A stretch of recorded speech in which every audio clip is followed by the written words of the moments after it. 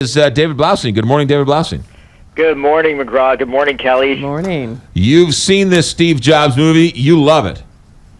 I do like it a lot, yes, for sure. And this is one of those moments where I have to remind people that biopics are not really true stories. They are based on actual events.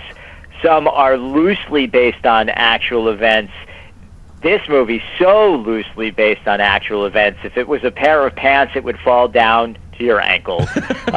It is simply, and so you have to walk into this movie knowing that, and then forgive, because I guess people in general think when they go see a narrative film that says it's a biopic, they think it's a documentary, sort of, and it's not. This is a very interesting and creative narrative that Aaron Sorkin has come up with. He and Danny Boyle, director Danny Boyle, chose to tell their story about Steve Jobs based around 3 of his product launches.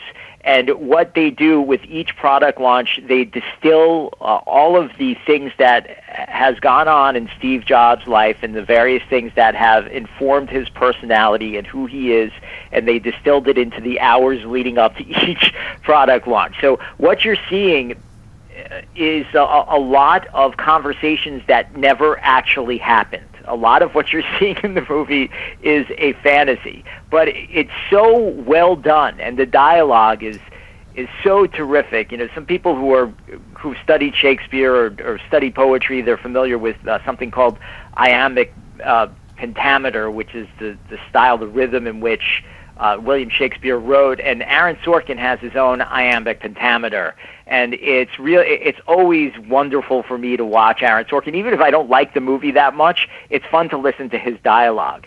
And Michael Fassbender, as Steve Jobs, is tasked with memorizing an enormous amount of dialogue. At the end of the year, if somebody measures how much dialogue each character in every movie had, I am sure that Michael Fassbender would win by 30 pages. You know, it's almost, in a sense, like a play on film, except it's so much better than that because you have Danny Boyle directing it, and it's just a very compelling movie, done in 3 extremely long scenes. But they are terrific. So 4 out of 5 stars. All right, good. While we still have you, rock the Kasbah with Bill Murray, among others. Is one of my biggest disappointments of the year. I love Bill Murray, and I go into every film with an open mind. You know, I think it's my job too. And but still, you go in to see a Bill Murray movie, and you know who doesn't love Bill Murray? He's outstanding and terrific. And really, he already had a bad week because of the Cubs. You know, it's a very bad week for him. And I think it's even worse because he's in what I think is one of the worst movies of his career. And I'm giving it 2 out of 5 stars, and I'm only giving it 2 stars because there are still some good Bill Murray moments, but not even Bill Murray can save an awful script, just a terrible story, and that surprisingly is directed by Barry Levinson because it feels like it's not even directed that well. So, again, 2 out of 5 stars. All right, finally, David Blaustein, I have a trivia question for you.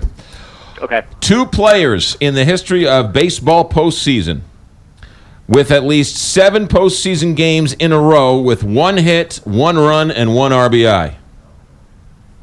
One would have to be Daniel Murphy. Yes, and the other one is? Carlos Beltran? Lou Gehrig. Lou Gehrig! Wow! Last question for you. Yeah. Royals or Blue Jays? Who do you want?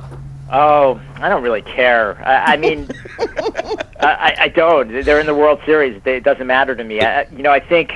One word. I don't have time. Oh, I don't know. I don't know who they match up. For personal reasons, I want the Royals. Okay, good. My buddy works for them, and maybe there's a possibility I can go to Kansas City and wind up on the field. You and me both. You and me both. All right, thanks, David. Have a good week. Take care. 824 here, Big 550, KTRS.